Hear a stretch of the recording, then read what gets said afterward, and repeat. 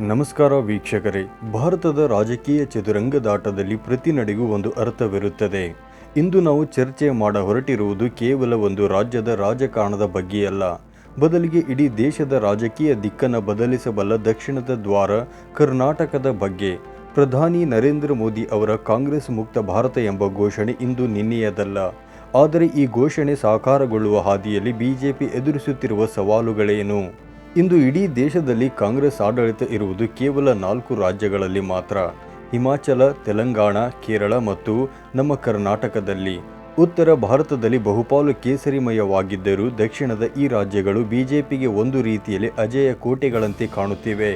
ಅದರಲ್ಲೂ ಕರ್ನಾಟಕದಲ್ಲಿ ಸಿದ್ದರಾಮಯ್ಯ ಎಂಬ ಮಾಸ್ ಲೀಡರ್ ನೇತೃತ್ವದ ಕಾಂಗ್ರೆಸ್ ಸರ್ಕಾರ ಮತ್ತು ಅವರ ಗ್ಯಾರಂಟಿ ಯೋಜನೆಗಳು ಬಿಜೆಪಿಯ ಲೆಕ್ಕಾಚಾರಗಳನ್ನು ತಲೆ ಕೆಳಗು ಮಾಡಿವೆ. ಹಾಗಾದರೆ 2028ರ ವಿಧಾನಸಭಾ ಚುನಾವಣೆಗೆ ಈಗಲೇ ತಯಾರಿ ಶುರುವಾಗಿದೆಯೇ? ಬಿಜೆಪಿ ಹೈಕಮಾಂಡ್ನ ಈ ಮಿಷನ್ 2028 ರಹಸ್ಯವೇನು? ಇಂದಿನ ನಮ್ಮ ಈ ವಿಶೇಷ ವಿಶ್ಲೇಷಣೆಯಲ್ಲಿ ನಾವು ಇದನ್ನು ಸವಿಸ್ತಾರವಾಗಿ ಚರ್ಚೆ ಮಾಡೋಣ. ದಕ್ಷಿಣದ ತಾರತಮ್ಯ ಮತ್ತು ಕಾಂಗ್ರೆಸ್ನ ರಾಜ್ಯಬಲ. ದಕ್ಷಿಣ ಭಾರತದ ರಾಜಕೀಯವನ್ನು ಗಮನಿಸಿದರೆ ಇಲ್ಲಿ ಒಂದು ವಿಭಿನ್ನ ಚಿತ್ರಣ ನಮಗೆ ಕಾಣಸಿಗುತ್ತದೆ. ಉತ್ತರ ಭಾರತದಲ್ಲಿ ಬಿಜೆಪಿಯ ಅಬ್ಬರದ ಮುಂದೆ ಕಾಂಗ್ರೆಸ್ ಹೊರಗಿರಬಹುದು, ಆದರೆ ಕರ್ನಾಟಕದಂತಹ ರಾಜ್ಯಗಳಲ್ಲಿ ಕಾಂಗ್ರೆಸ್ನ ನಾಯಕತ್ವ ಕೇಂದ್ರಕ್ಕಿಂತಲೂ ರಾಜ್ಯ ಮಟ್ಟದಲ್ಲಿ ಹೆಚ್ಚು ಗಟ್ಟಿಯಾಗಿದೆ. ಸಿದ್ದರಾಮಯ್ಯ ಎಂಬ ಅಹಿಂದ ನಾಯಕನ ಚರಿಷ್ಮಾ ಮತ್ತು ಅವರ ನೇತೃತ್ವದಲ್ಲಿ ಜಾರಿಗೆ ಬಂದ ಯೋಜನೆಗಳು ಬಿಜೆಪಿಯ ಮೋದಿ ಅಲೆಗೆ ತಡೆಗೋಡಿಯಾಗಿ ನಿಂತಿವೆ. ಕೇಂದ್ರದಲ್ಲಿ ರಾಹುಲ್ ಗಾಂಧಿ ಅವರ ನಾಯಕತ್ವದ ಮೇಲೆ ಬಿಜೆಪಿ ಸದಾ ದಾಳಿ ಮಾಡುತ್ತಾ ಬಂದಿದೆ. ಆದರೆ ರಾಜ್ಯ ಮಟ್ಟಕ್ಕೆ ಬಂದಾಗ ಇಲ್ಲಿನ ಸ್ಥಳೀಯ ನಾಯಕರ ವರ್ಚಸ್ಸು ಬಿಜೆಪಿಗೆ ದೊಡ್ಡ ತಲೆನೋವಾಗಿದೆ. ಸಿದ್ದರಾಮಯ್ಯ ಅವರ ಮಾಸ್ ಲೀಡರ್ಶಿಪ್ ಎದುರಿಸಲು ಬಿಜೆಪಿಗೆ ಒಬ್ಬ ಅಷ್ಟೇ ಸಮರ್ಥ ನಾಯಕನ ಅಗತ್ಯವಿದೆ. ಇದೇ ಕಾರಣಕ್ಕೆ ಬಿಜೆಪಿ ಈಗ ತನ್ನ ಹಳೆಯ ಮತ್ತು ಅತ್ಯಂತ ಯಶಸ್ವಿ ನಾಯಕನ ಮೊರೆ ಹೋಗಿದೆಯೇ ಎಂಬ ಪ್ರಶ್ನೆ ಮೂಡುತ್ತಿದೆ. BS ಯಡಿಯೂರಪ್ಪ 50 ವರ್ಷಗಳ ರಾಜಕೀಯ ಅಧಿಪತಿ. ಕರ್ನಾಟಕದಲ್ಲಿ ಬಿಜೆಪಿಯನ್ನು ಸೊನ್ನೆಯಿಂದ ಕಟ್ಟಿದ ನಾಯಕ ಎಂದರೆ ಅದು BS ಯಡಿಯೂರಪ್ಪ. ಇತ್ತೀಚೆಗೆ ಚಿತ್ರದುರ್ಗದಲ್ಲಿ ನಡೆದ ಯಡಿಯೂರಪ್ಪನವರ ಅಭಿಮಾನೋತ್ಸವ ಕೇವಲ ಒಂದು ಸನ್ಮಾನ ಸಮಾರಂಭವಾಗಿರಲಿಲ್ಲ, ಅದು ಬಿಜೆಪಿಯ ಶಕ್ತಿ ಪ್ರದರ್ಶನವೂ ಆಗಿತ್ತು. ಬರೋಬ್ಬರಿ 5 ದಶಕಗಳ ಕಾಲ, ಅಂದರೆ ಅರ್ಧ ಶತಮಾನದವರೆಗೆ ರಾಜಕೀಯ ಜೀವನ ಸಾಗಿಸಿರುವ ಯಡಿಯೂರಪ್ಪನವರಿಗೆ ಜನಬೆಂಬಲ ಇಂದಿಗೂ ಕುಗ್ಗಿಲ್ಲ. ಮಾಜಿ ಮುಖ್ಯಮಂತ್ರಿಗಳನ್ನು ಸನ್ಮಾನಿಸುವ ಈ ನೆಪದಲ್ಲಿ ಹೈಕಮಾಂಡ್ಗೆ ಒಂದು ಸಂದೇಶ ರವಾನೆಯಾಗಿದೆ. ಕರ್ನಾಟಕದಲ್ಲಿ ಬಿಜೆಪಿಯನ್ನು ಅಧಿಕಾರಕ್ಕೆ ತರಬೇಕಾದರೆ ಯಡಿಯೂರಪ್ಪನವರ ವರ್ಚಸ್ಸು ಇಂದಿಗೂ ಅನಿವಾರ್ಯ. ಅಭಿಮಾನೋತ್ಸವದ ಮೂಲಕ ಬಿಜೆಪಿ ತನ್ನ ಕಾರ್ಯಕರ್ತರಲ್ಲಿ ಹೊಸ ಚೈತನ್ಯ ತುಂಬಲು ಪ್ರಯತ್ನಿಸಿದೆ. ಸೋತಾಗ ಎದೆಗುಂದದ, ಗೆದ್ದಾಗ ಬೀಗದ ಯಡಿಯೂರಪ್ಪನವರ ಈ ಪರ್ವ ಈಗ 2028ರ ಕಡೆಗೆ ಮುಖ ಮಾಡಿದೆಯೇ? ದೆಹಲಿ ನಾಯಕರ ಕರ್ನಾಟಕ ಪ್ರವಾಸದ ಹಿಂದಿನ ಗುಟ್ಟು. ಚಿತ್ರದುರ್ಗದ ಈ ಸಮಾರಂಭದ ನಂತರ ರಾಷ್ಟ್ರದ ಘಟಾನುಘಟಿ ನಾಯಕರು ಕರ್ನಾಟಕದ ಕಡೆಗೆ ಹೆಚ್ಚು ಗಮನ ಹರಿಸುತ್ತಿದ್ದಾರೆ. ಕೇಂದ್ರ ಗೃಹ ಸಚಿವ ಮತ್ತು ಚುನಾವಣಾ ಚಾಣಕ್ಯ ಅಮಿತ್ ಶಾ ರಾಜ್ಯಕ್ಕೆ ಭೇಟಿ ನೀಡಿ ಹೋಗಿದ್ದಾರೆ. ಅದರ ಬೆನ್ನಲ್ಲೇ ಪ್ರಧಾನಿ ಮೋದಿ ಅವರು HALಗೆ ಭೇಟಿ ನೀಡಿ ಬಿಜೆಪಿ ಕಾರ್ಯಕರ್ತರನ್ನು ಉದ್ದೇಶಿಸಿ ಮಾತನಾಡಿದ್ದು ಸಣ್ಣ ವಿಷಯವಲ್ಲ. ಇಷ್ಟೇ ಅಲ್ಲದೆ ಪ್ರಧಾನಿ ಮೋದಿ ಅವರು ಆರ್ಟ್ ಆಫ್ ಲಿವಿಂಗ್ ಆಶ್ರಮಕ್ಕೆ ಭೇಟಿ ನೀಡಿ ಕರ್ನಾಟಕದ ಸಂಸ್ಕೃತಿಯನ್ನು ಹಾಡಿ ಹೊಗಳಿದ್ದು ರಾಜ್ಯದ ಜನರ ಮನಗೆಲ್ಲುವ ಒಂದು ತಂತ್ರದಂತೆ ಕಾಣುತ್ತಿದೆ. ಈಗ ಈ ಸರಣಿಗೆ ಹೊಸ ಸೇರ್ಪಡೆ ಎಂಬಂತೆ ಬಿಜೆಪಿಯ ರಾಷ್ಟ್ರಾಧ್ಯಕ್ಷರಾದ ನಿತಿನ್ ನಬೀನ್ ಅವರು ರಾಜ್ಯಕ್ಕೆ ಆಗಮಿಸುತ್ತಿದ್ದಾರೆ.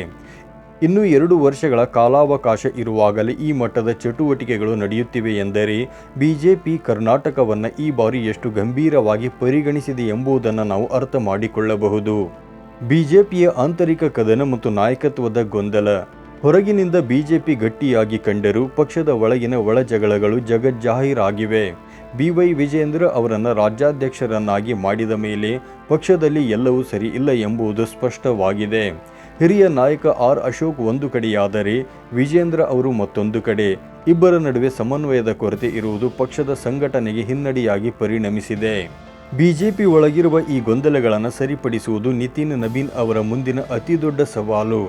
ವಿಜೇಂದ್ರ ಅವರ ನಾಯಕತ್ವವನ್ನು ಒಪ್ಪಿಕೊಳ್ಳದ ಹಿರಿಯ ನಾಯಕರನ್ನು ಸಮಾಧಾನಪಡಿಸುವುದು ಮತ್ತು ಎಲ್ಲರನ್ನೂ ಒಂದೇ ದಾರಿಯಲ್ಲಿ ಕರೆದುಕೊಂಡು ಹೋಗುವುದು ಬಿಜೆಪಿಯ ಮುಂದಿನ ಭವಿಷ್ಯವನ್ನು ನಿರ್ಧರಿಸಲಿದೆ. ಯಡಿಯೂರಪ್ಪನವರ ಅಭಿಮಾನೋತ್ಸವದ ಮೂಲಕ ಈ ದಾರಿಯನ್ನು ಸುಗಮಗೊಳಿಸಲು ಬಿಜೆಪಿ ಪ್ರಯತ್ನಿಸುತ್ತಿದೆ. ಸಿಂಗಲ್ ಲಾರ್ಜೆಸ್ಟ್ ಪಾರ್ಟಿ ಕನಸು 2028ರ ನೀಲನಕ್ಷೆ. ಕರ್ನಾಟಕದ ರಾಜಕೀಯ ಇತಿಹಾಸವನ್ನು ಗಮನಿಸಿದರೆ ಬಿಜೆಪಿ ಇದುವರೆಗೆ ಎಂದೂ ಸ್ವತಂತ್ರವಾಗಿ ಪೂರ್ಣ ಬಹುಮತದೊಂದಿಗೆ ಅಧಿಕಾರ ಹಿಡಿದಿಲ್ಲ. ಪ್ರತಿ ಬಾರಿಯೂ ಮೈತ್ರಿ ಅಥವಾ ಹಿಂಬಾಗಿಲಿನ ರಾಜಕಾರಣದ ಮೂಲಕವೇ ಅಧಿಕಾರಕ್ಕೆ ಬಂದಿದೆ ಎಂಬ ಟೀಕೆಗಳಿವೆ. ಈ ಬಾರಿ ಈ ಕಳಂಕವನ್ನು ತೊಳೆದುಕೊಳ್ಳಲು ಬಿಜೆಪಿ ಪಣತೊಟ್ಟಿದೆ. 2028ರ ಚುನಾವಣೆಯಲ್ಲಿ ಬಿಜೆಪಿಯನ್ನು ಏಕಾಂಗಿಯಾಗಿ ಸಂಖ್ಯಾಬಲದೊಂದಿಗೆ ಅಧಿಕಾರಕ್ಕೆ ತರಬೇಕು ಎಂಬುದು ಅಮಿತ್ ಶಾ ಮತ್ತು ಮೋದಿ ಅವರ ನೇರ ಗುರಿ. ಇದಕ್ಕಾಗಿ ಹೈಕಮಾಂಡ್ ಈಗಿನಿಂದಲೇ ತನ್ನ ಬಲವನ್ನು ಪರೀಕ್ಷಿಸುತ್ತಿದೆ. ಕಾಂಗ್ರೆಸ್ ಮುಕ್ತ ಭಾರತ ಮಾಡಬೇಕು ಎಂಬ ಕನಸು ನನಸಾಗಬೇಕಾದರೆ ಕರ್ನಾಟಕದಲ್ಲಿ ಬಿಜೆಪಿಯ ಗೆಲುವು ಅನಿವಾರ್ಯ. ಮುಂದಿನ ದಿನಗಳಲ್ಲಿ ಕರ್ನಾಟಕ ರಾಜಕಾರಣ ಯಾವ ತಿರುವು ಪಡೆದುಕೊಳ್ಳಲಿದೆ? ಯಡಿಯೂರಪ್ಪನವರ ಮಾರ್ಗದರ್ಶನದಲ್ಲಿ ಬಿಜೆಪಿ ಹೊಸ ಇತಿಹಾಸ ಬರೆಯುತ್ತಾ? ರಾಜಕೀಯ ಎಂಬುದು ಅನಿಶ್ಚಿತತೆಗಳ ಸಂತೆ. ಇಂದು ಗೆದ್ದವರು ನಾಳೆ ಸೋಲಬಹುದು, ಸೋತವರು ಮತ್ತೆ ಎದ್ದು ಬರಬಹುದು. 2028ರ ಚುನಾವಣೆಗೆ ಈಗಲೇ ಅಡಿಪಾಯ ಹಾಕುತ್ತಿರುವ ಬಿಜೆಪಿ ಕಾಂಗ್ರೆಸ್ನ ಭದ್ರಕೋಟೆಯನ್ನು ಭೇದಿಸಲು ಯಶಸ್ವಿಯಾಗುತ್ತದೆಯೇ ಎಂಬುದನ್ನು ಕಾಲವೇ ನಿರ್ಧರಿಸಬೇಕು. ವೀಕ್ಷಕರೇ, ನಿಮ್ಮ ಪ್ರಕಾರ ಕರ್ನಾಟಕದಲ್ಲಿ ಬಿಜೆಪಿಯ ಈ ಆರಂಭಿಕ ತಯಾರಿ ಅವರಿಗೆ ಗೆಲುವು ತಂದುಕೊಡುತ್ತದೆಯೇ ಅಥವಾ ಕಾಂಗ್ರೆಸ್ ತನ್ನ ಹಿಡಿತವನ್ನು ಮುಂದುವರಿಸುತ್ತದೆಯೇ? ನಿಮ್ಮ ಅನಿಸಿಕೆಗಳನ್ನು ಕಮೆಂಟ್ ಮೂಲಕ ನಮಗೆ ತಿಳಿಸಿ. ಇಂತಹ ಮತ್ತಷ್ಟು ಆಳವಾದ ರಾಜಕೀಯ ವಿಶ್ಲೇಷಣೆಗಳಿಗಾಗಿ ನಮ್ಮ ಚಾನಲನ್ನು ಸಬ್ಸ್ಕ್ರೈಬ್ ಮಾಡಿ. ಧನ್ಯವಾದಗಳು.